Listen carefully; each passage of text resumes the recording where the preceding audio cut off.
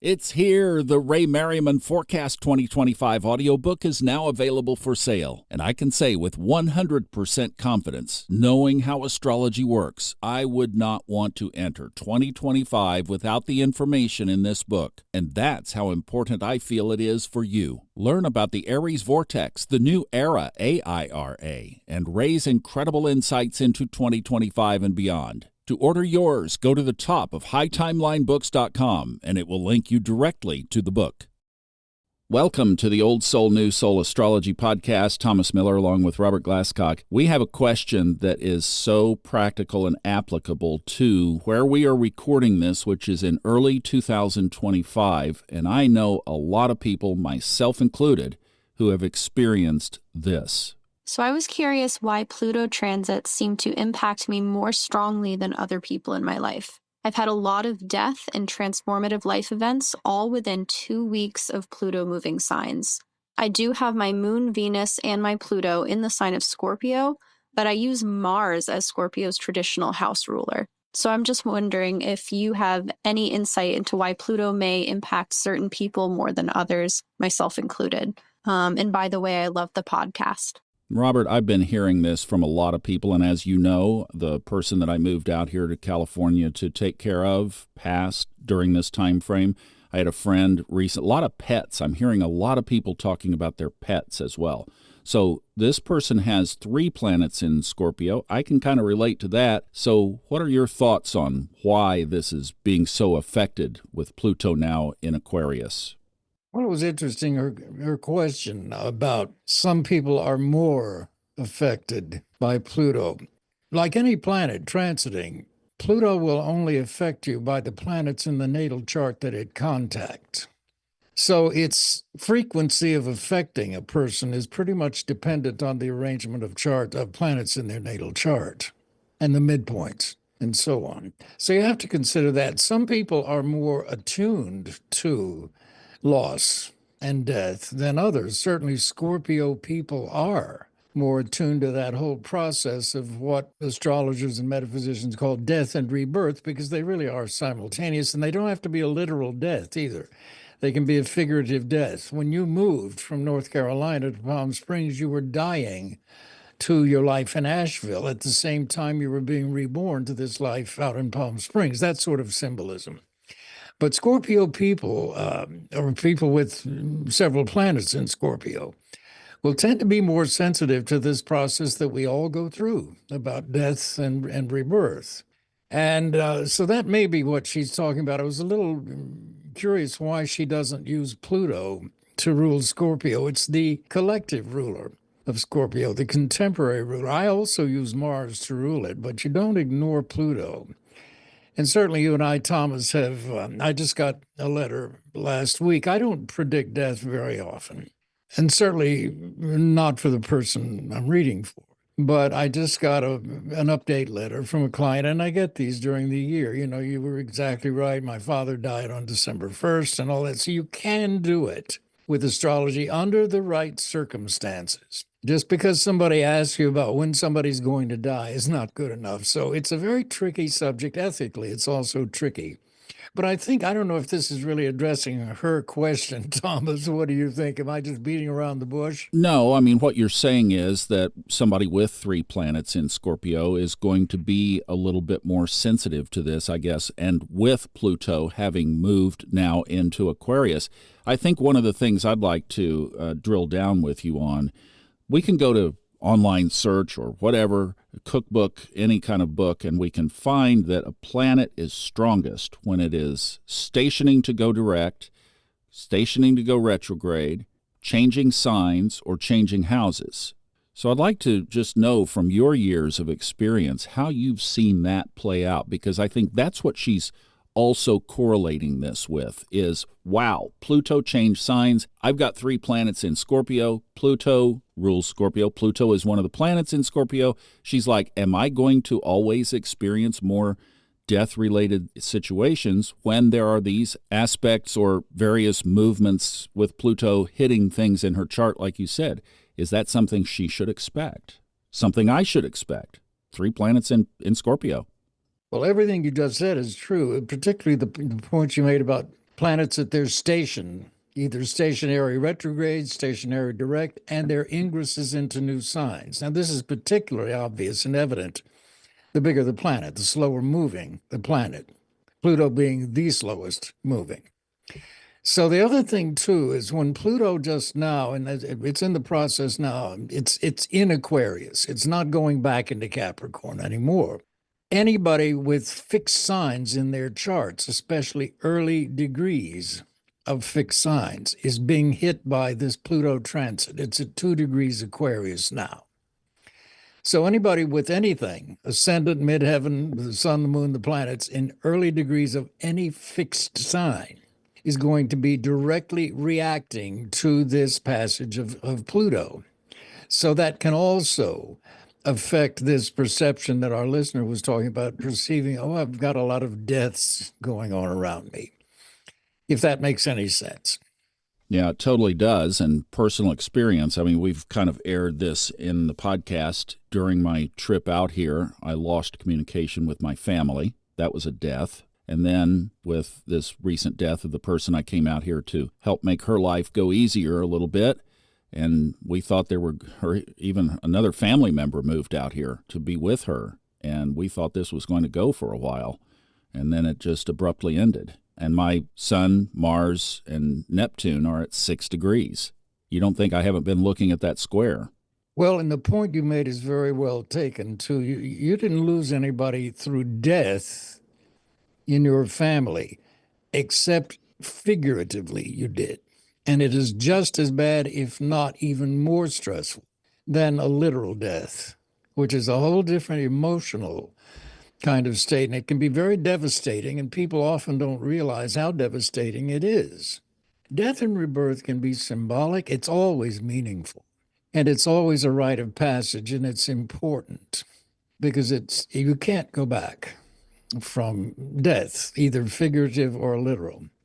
So it requires you to move forward. And for some people, that's easier than others. In some situations, obviously easier than other situations.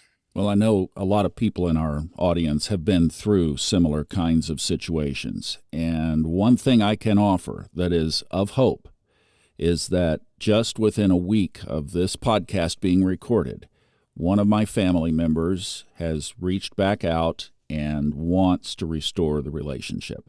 And we had a long, nice, wonderful, I'm going to get choked up talking about it, conversation. So the point is, and a lot of people have been telling me this through this journey, is don't give up hope. Don't give up the hope. Things can come around. And this, definitely there was a breakthrough this past week. So yes, you mentioned death and rebirth. I love to use the analogy of the caterpillar turning into the butterfly. And you can't have the butterfly until you go through the cocoon. Just one more point.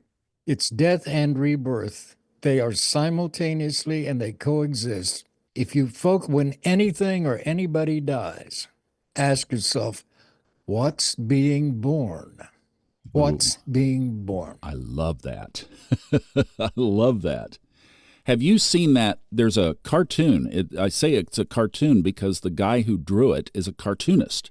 But his grandmother passed away, and he drew a picture of how it was symbolized to him, and it's beautiful. It's readily available online. You just have to search it up. It's Grandma's Passing, I think is what it's called. But it shows Grandma, it shows the hospital bed there and the little IV bag beside the bed, and Grandma's soul is starting to move out of her body. And here is the family on one side of the bed, and they're all heads down crying. And on the other side of the bed, here is the family that has transitioned, and they are cheering and they are welcoming her back. And that's a reunification on the other side. And I think, isn't that great? I love that. It's so comforting. Hey, I want to ask you one thing here about you mentioned it. I'd like to drill down on it just for a second. The ethics of predicting death with astrology. I know this is a topic that there have been a lot of articles and probably even books written about, but what are your thoughts on because a lot of our people are readers, they do read for other people. When do you cross that threshold and when do you stay away from it? I wish I could give you a cut and dry answer. There isn't one. It's all on a case-by-case basis. I can show you an example of when not to do it. Years ago, I was reading for a woman in her house. Her husband was not there, and she wanted to know when her husband's father was going to die because he was very wealthy. And I said to her, what if I tell you he's going to die in a month? How would you feel? Oh my God, I'd feel terrific. That'd mean we'd inherit, yada, yada, yada. What if I tell you he's going to live for another 15 years? How would you feel? Oh. And I'm looking at her chart, and I said to her, Thomas, you think if your father-in-law dies and you and your husband inherit all his money, it's going to save this marriage? It won't. You think if you get pregnant and have a baby, it's going to save this marriage? It won't. The problem is what's going on with this. So I absolutely refused to read for her. Sure enough, within a year, they had gotten divorced, and I ran into him, her ex-husband, at a social event with a new girlfriend whom I happened to know. And I could tell when he introduced me, his eyes were begging, please don't mention that you knew my ex-wife. And I didn't. I pretended like I didn't even know him. All right, so that's one situation.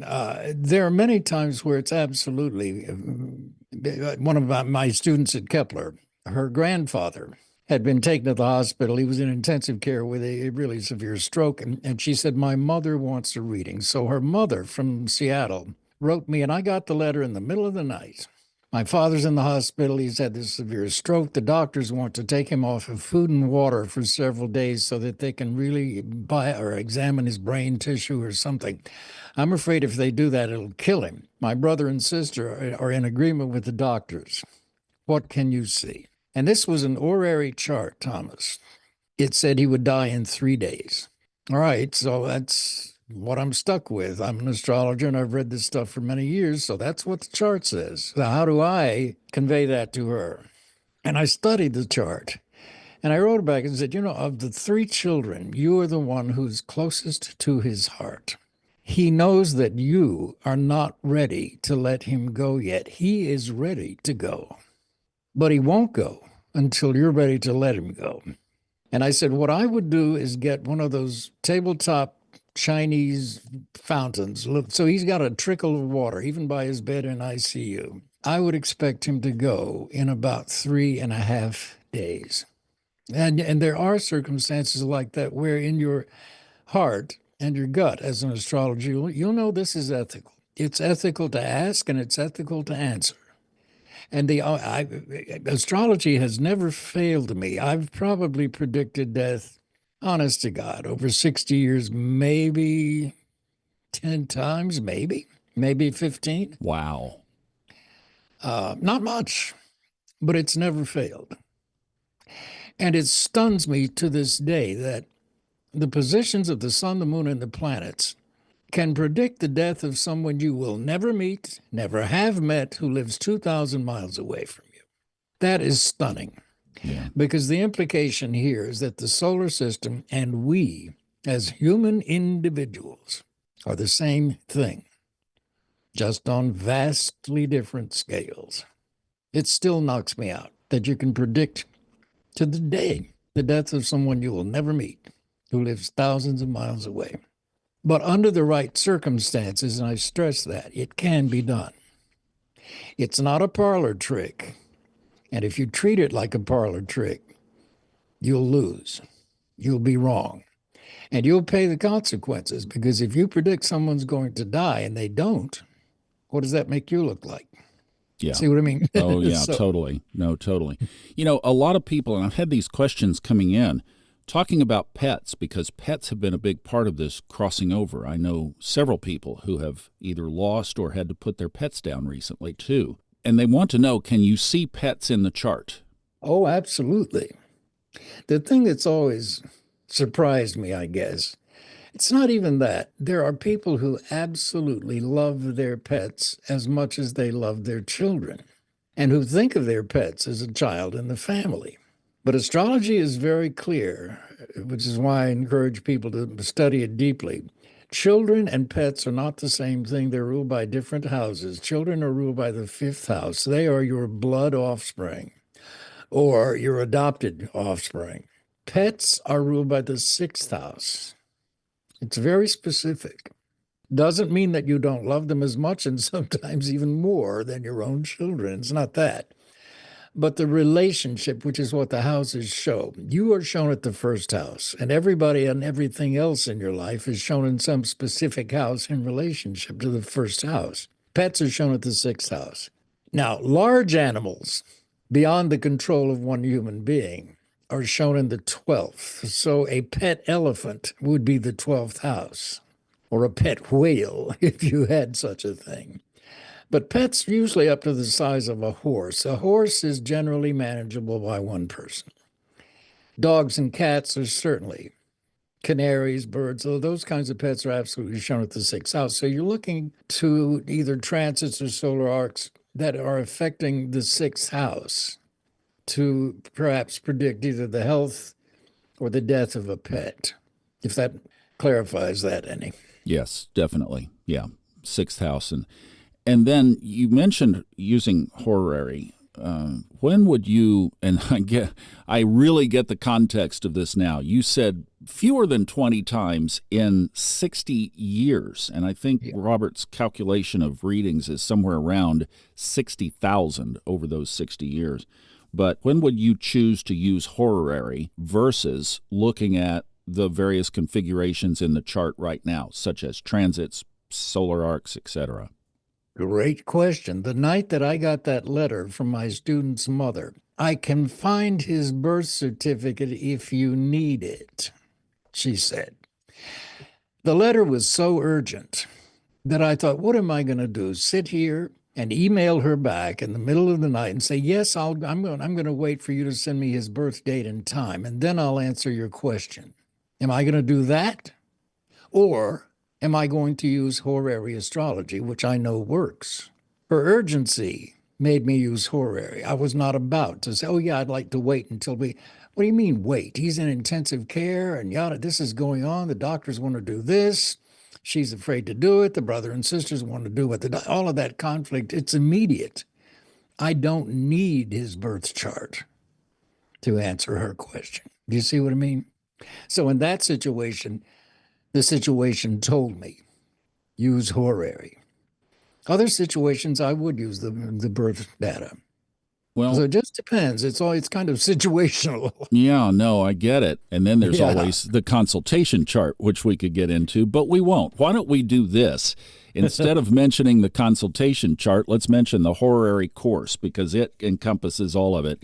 If you'd like to drill down to that level, and if you have a basic level of knowledge of astrology, we do have a horary course. It's on the funastrology.com website, and it shows you A to Z how to do Robert's technique of horary astrology, and it is phenomenal. He goes into the houses as Mark Edmund Jones, in his infamous horary astrology book, explains the houses. So which house would rule death in astrology? Where would you look to answer that question? It's all in there. That's on the funastrology.com website. We hope you'll check it out if you're ready to take your astrology practice to that level. Robert, thank you. And to our listener, thank you for a great question and for your compliment on what we're doing here. We appreciate both. Thank you so much for listening. We'll see you next time on the Old Soul, New Soul Astrology Podcast with Robert Glasgow.